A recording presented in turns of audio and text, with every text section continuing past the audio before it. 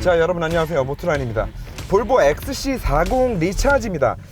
요 같은 형제 모델 C40 리차지가 진짜 어마어마한 디자인으로 출시가 됐죠. 그래서 이제 젊은 층들 사이에서도 그렇고 이제 요 가격대 5, 6천만 원대 전기차 구매를 고려 중이신 분들께 굉장히 좀 선풍적인 관심을 받고 있는데 그런 차량이라고 할 수 있겠어요. 그리고 그 C40과 XC40 지금 요 녀석은 사실 뭐 BMW의 X5와 X6 그리고 벤츠 GLE의 뭐 GLE와 GLE 쿱 정도의 그런 이제 뭐 외형적인 C필러 쪽의 디자인만 다른 뭐 그런 차량이라고 봐도 무방하기 때문에 실제로 배터리나 모터나 이런 뭐 셔시나 이런 스펙들이 다 동일한 그런 차량이기 때문에 C40 구매를 고려 중이신 분들까지 지금 이 차 하나를 통틀어서 구매에 도움이 되실 만한 정보들을 오늘 좀 말씀을 드려볼까 합니다. 자, 일단 저희 속초TV 얘기를 좀 안 할 수가 없는데 저희가 벤츠 EQS부터 시작해서 뭐 RS e-tron GT 그리고 G80, GV70, 테슬라 모델 Y 그리고 벤츠의 또 EQA 그리고 요 녀석까지 이 정부가 발표하는 전기차 주행 가능 거리가 이제 워낙 개판이고 시스템도 없고 일관성도 없고 편차도 너무 심하고 뭐 그런 실정이다 보니까 이제 환경부가 발표하는 수치 뭐 산자부가 발표하는 수치를 믿을 수가 없고 요 수치를 그대로 생각을 하고 차량을 구매했다가는 완전히 그 바보가 될 수 있는 상황들이 지금 너무 많기 때문에 저희가 직접 지금 테스트를 다 하고 있습니다. 물론 저희의 테스트도 완벽하지는 않아요. 테스트하는 차량마다 날씨가 다르고 도로 환경도 좀 다르고 그리고 무엇보다도 저희 테스트는 이제 라이브 방송을 통해서 항속 주행을 하는 거리만 좀 말씀을 드리다 보니까 시내 주행을 할 때 이 전기차가 회생제동으로 얼마나 많은 전기를 효율적으로 뽑아내느냐에 대한 것들은 사실 또 이제 반영이 안 되는 그런 수치이기는 합니다. 하지만 적어도 전기차한테는 가장 전비가 쥐약인 상황이라고 할 수 있는 이제 항속주행을 400km 정도를 왕복을 했을 때 우리가 일상 영역에서 타듯이 100, 110, 120 속도로 차 안 막히는 구간에서 왕복을 했을 때 얼마나 타냐 그리고 환경부가 인증한 수치랑 얼마나 괴리가 크냐를 보여드리고 있기 때문에 그런 부분에 있어서만큼은 충분히 참고를 하실 수 있을 것 같다 라는 말씀을 드리면서 지금 이 XC40의 결과를 다시 한번 좀 말씀을 드리자면 이 XC40의 환경부 인증 상온에서 고속도로를 얼마나 탈 수 있다 라는 키로수가 306km입니다. 그리고 저온에서는 267km예요. 하지만 계속해서 말씀드리다시피 지금 뭐 이 환경부 인증 수치는 뭐 모델 Y 같은 경우에는 100km가 덜 나오기도 하고요.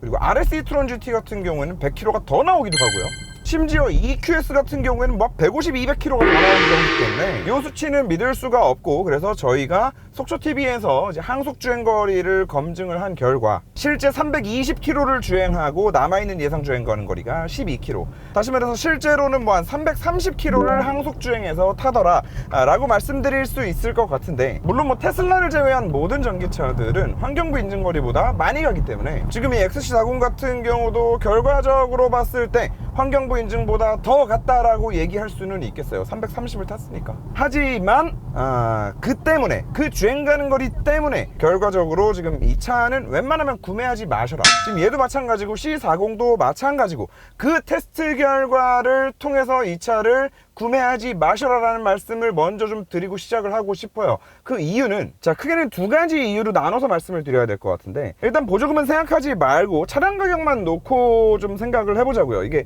6,300만 원이거든요.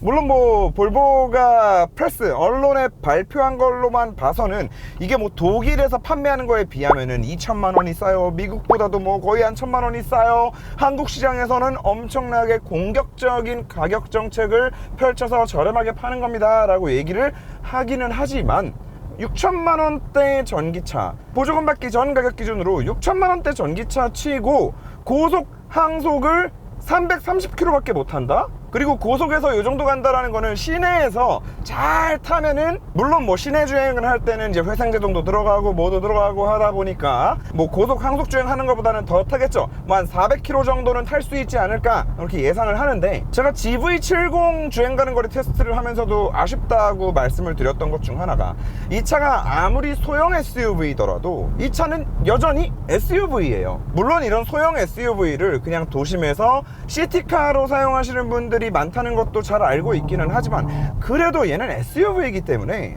그냥 2가족, 3가족 정도의 규모에서 이 차를 SUV로 구매해서 고속도로도 좀 타고 주말에는 장거리로 놀러도 가고 그런 환경에서도 사용할 수 있는 차량이어야 된다는 말이죠. 왜냐? SUV니까. 어쨌든 SUV니까. 그런데 고속 항속이 330에 그친다.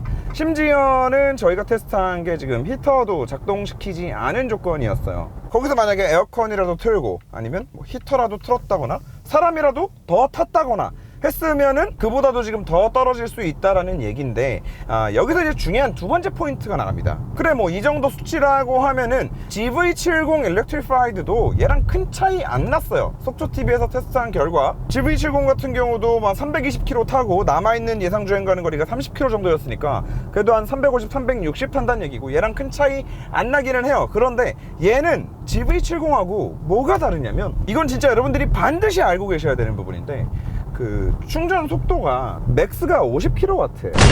그리고 충전 속도 맥스 50kW가 얼마나 답답한 수치냐면, 뭐 가격대도 있고 하니까 직접적으로 비교하는 거는 힘들지 몰라도 RS e-tron GT 저번에 보여드렸죠. 순간 최고속이 260이 나와요. 260kW. 그리고 그 260kW가 꽤나 오랜 시간 유지가 되거든요. 그래서 그 큰 배터리를 이 핏에서 급속을 때리게 되면 한 15분, 20분 만에 60%, 70%까지 그냥 채워버린단 말이에요. 빵에서. 얘는 한 2시간 걸린다는 얘기예요. 자, 그러면 생각을 해봤을 때 얘는 두 개가 다 안 되는 거예요. 기본적으로 배터리를 완충하고 나서 항속을 할 수 있는 거리 자체도 짧고, 그럼 거리가 짧으면 중간중간 이픽 같은 데 들어가서 초급속이라도 때릴 수 있어야 되는데 그것 또한 안 되는 거야.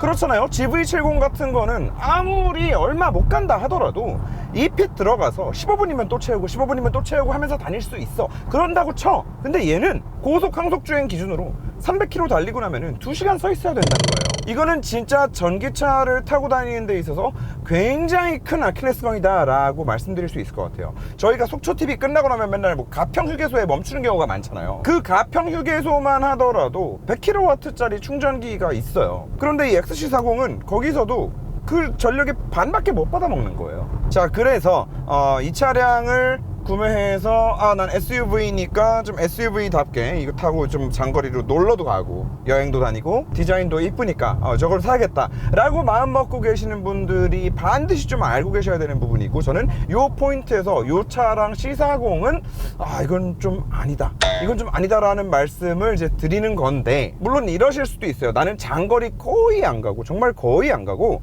이거는 그냥 뭐 와이프가 탄다거나 아니면은 그냥 집에서 출퇴근용, 아니면은 진짜 시티카로서 동네 마실용으로만 탈 전기차가 필요한데 나는 이 디자인이 너무 이뻐서 이걸 꼭 살 거야, 충전도 자주 안 해도 되고 항속거리도 길지 않아도 돼 라고 하시는 분들이 또 분명히 있으실 거기 때문에 그분들을 위해서 이제 나머지 부분도 조금 이제 설명을 드려보는 것으로 하겠습니다. 자, 물론 이 차가 고속 항속거리가 딸리기는 하지만 나름 듀얼 모터에 출력도 출중합니다. 그래서 실제로 쏴보면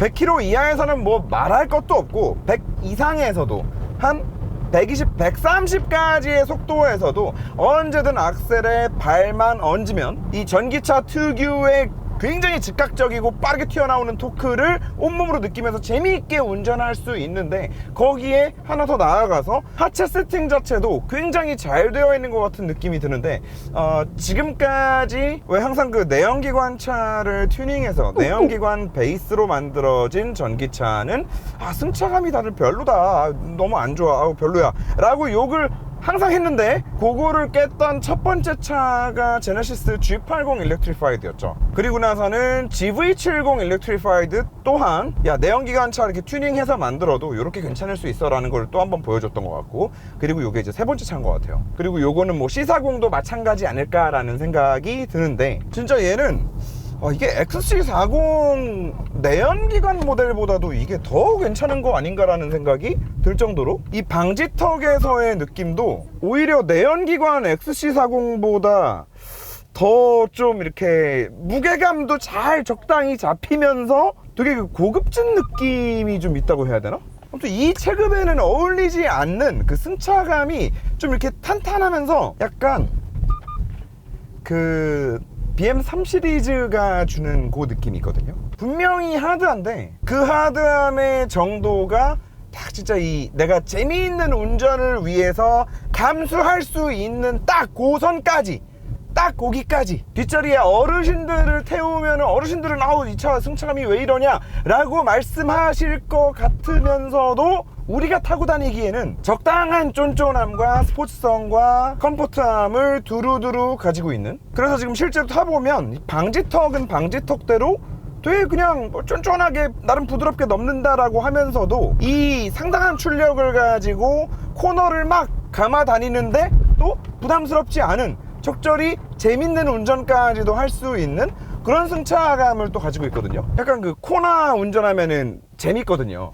조그매가지고 이렇게 좀 한 덩어리 같은 이런 작은 느낌도 주면서 코나 EV 같은 경우에도 출력도 세니까 걔는 좀 워낙에 근데 이제 하체가 부실해가지고 좀 타다 보면 막 죽을 것 같은 느낌이 들긴 하는데, 얘가 따지고 보면은 지금 딱 그 코나 정도 사이즈거든요. 이렇게 차 실내가 한눈에 이렇게 싹 들어오는 이런 굉장히 좀 컴팩트한 사이즈를 가지고 있으면서도 바디 강성도 네, 코나에 비하면은 뭐 얘는 사실 그 코나 N과 비교하는 게 맞겠죠. 되게 짱짱해요. 거기에다가 4륜 듀얼 모터에 뭐 마력 환산하면 400마력이 넘어간다니까.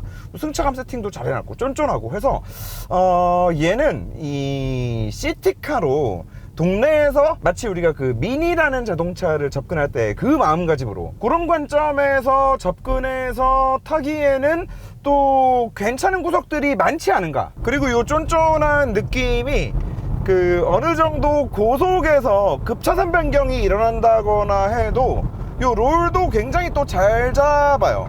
그래서 내연기관에 비해서 바닥 쪽에 배터리 깔리면서 무게가 많이 늘어났다라고 해서 뭐 고속에서 차선 변경할 때 막 좀 불안한 이상한 그런 이질감 같은 게 느껴지는 것도 전혀 없고, 고속 승차감은 고속 승차감대로 또 뭐 나름 한 120, 130 정도의 속도까지도 꽤 재미있는 운전을 하고 다니기에 충분한 하체 세팅과 안정감과 뭐 그런 것들을 가지고 있지 않나라는 생각이 타면 탈수록 듭니다. 재밌어요 운전이. 정지 상태에서 가속력 한번 보여드리면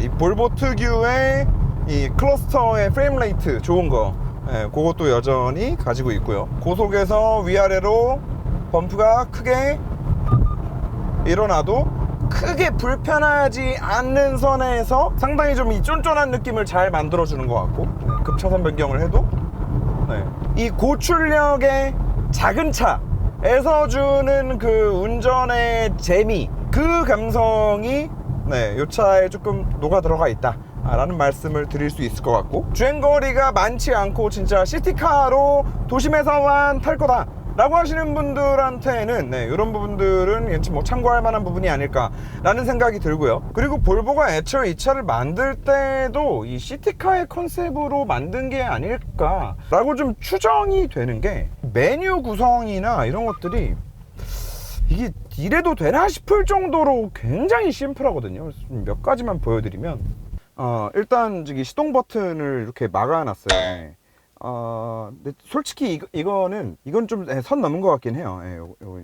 이걸 이렇게 기워 놓으면은 니네가 기아 무슨 저기 셀토스 HUD도 아니고 이거를 옵션 없다고 이걸 플라스틱 구멍으로 이렇게 떼어놨는데, 아무튼 뭐 대부분의 많은 전기차들이 그렇기는 하지만 그래도 다른 전기차들이 대부분 그 온오프 스위치는 그래도 만들어 놓긴 하거든요. 근데 얘는 온오프 스위치조차 없어요. 그냥 타서 이제 파킹해 놓으면 끝이고, 이제 드라이브에 놓으면 그냥 출발하는 거고, 파킹해 놓으면 그냥 또 시동 끄는 거고 그래요. 근데 이제 이런 구성부터 시작을 해서 마땅히 다른 전기차라면 다 있어야 될 것들 중에 또 없는 것 중 하나가 그 주행 모드 있죠. 주행 모드 변경하는 게 없어요. 딱 하나 이 오프로드 모드라는 게 있는데, 이 오프로드 모드는 사실 이거 안 써봐서 모르겠지만 어쨌든 우리가 일반적으로 알고 있는 뭐 에코 모드, 컴포트, 스포츠 뭐 이런 모드는 없다, 존재하지 않아요. 그리고 회생제동과 관련된 것도 이제 원페달 드라이브를 할 거냐 말 거냐, 요것만 딱 컨트롤 할 수 있게 해놓고, 스티어링 감도도 그냥 무겁게 할 거냐 말 거냐 요것만 딱 컨트롤 할 수 있게 해놓고, 요거 말고 이제 뭐 주행과 관련된 뭐 악셀의 반응이나 뭐 출력이 뭐 어쩌다던가 뭐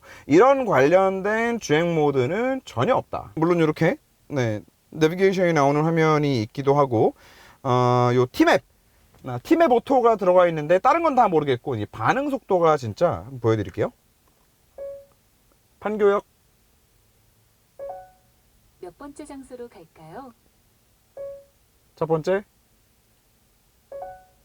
판교역 속도 팀앱 추천 경로로 예술 아닙니까 진짜. 시작한... 아무튼 요 인포테인먼트에 이제 팀앱 오토가 들어가 있는 거는 이제 굉장히 바람직하다. 반응 속도가 거의 휴대폰보다 빠른 것 같고, 그 애플의 시리보다도 말을 빨리 알아듣고 정확하게 알아듣고 길 안내로 실행하는 그 프로세스도 진짜 최신형 휴대폰보다도 빠른 것 같은, 네, 이제 그런 반응 속도를 보여준다. 자, 하지만 이게 다예요. 네, 이 팀앱이 다야. 진짜 그 팀앱마저 없었으면 이거는 이 디스플레이가 도대체 왜 있나 싶었을 것 같은데, 아무튼 이 팀앱이 상당히 좀 대단하고, 그리고 HUD가 없기는 한데 클러스터가 이제 또 팀앱 작동하게 되면은 여기 또 길 안내가 워낙에 또 깔끔하게 잘 돼서요, 이렇게 여기 팀앱 지도가 그대로 또 뜨거든요. 그래서 이 클러스터랑 요거를 이렇게 연동을 해 놓은 거는 상당히 좀 바람직하지 않나. 네, 사용성이 상당히 좋다. 벤츠나 아우디처럼 어설프게 지들이 하겠다라고 해가지고 이 큰 디스플레이들을 진짜 무용지물로 만들어버리는, 네, 그런 짓거리 하지 않고 팀앱을 선택했다라는 거는 아무튼 굉장히 긍정적이고 합리적으로 보인다. 그리고 이제 뒷자리 좀 앉아볼게요. 자, 뒷자리인데 나름 좀 칭찬해줄 만한 포인트들이 있습니다. 요 작은 차에, 그리고 또 내연기관 베이스에 바닥에다가 배터리를 쫙 깔았을 텐데 바닥으로 배터리가 치고 올라온 높이가 그렇게 크지 않아요. 덕분에 뒷자리에 앉았을 때도 이 차 사이즈에 비하면 이 허벅지를 지탱해 줄 수 있는 요 시트의 높이가 생각보다는 높아요. 생각보다 높고, 거기에 하나 더 나아가서 요 시트 아래 G80 같은 차 보면 이 시트 아래랑 바닥이랑 공간이 없어요. 그래서 뒷자리에 사람이 앉으면은 요 시트 아래로 발을 조금이라도 늘 공간이 안 나오는 거야. 그것 때문에 앉아있는 자세가 더더욱이나 불편해지는데, 그런 결과를 초래하는데, 얘 같은 경우에는 지금 이 시트 아래쪽으로도 공간이 그대로 많이 살아있어서 뒷자리에 앉는 사람이 의외로 이 바닥 좌우 면적 자체는 좁을지 몰라도 일단 앉았을 때 다리를 펴고 있을 때 요 공간감이나 레그룸 자체, 그리고 이 높잖아요, 또 SUV잖아요, 헤드룸, 이런 부분에 있어서는 잠깐 타고 다니기에는 이거는 뭐 나쁘지 않다. 승차감도 괜찮고. 다만 이제 이 이 창문, 좀 이 붕승같이 열리는 창문이, 조금 뭐 그렇기는 하지만 이거 뭐, 괜찮아요. 개방감도 나쁘지 않으면서, 이게 근데 시동 버튼이 없으니까 뒷자리 타 있다가 전원만 올리고 요거 창문 내리고 싶을 때는 어떻게 해야 되는 거야 이거?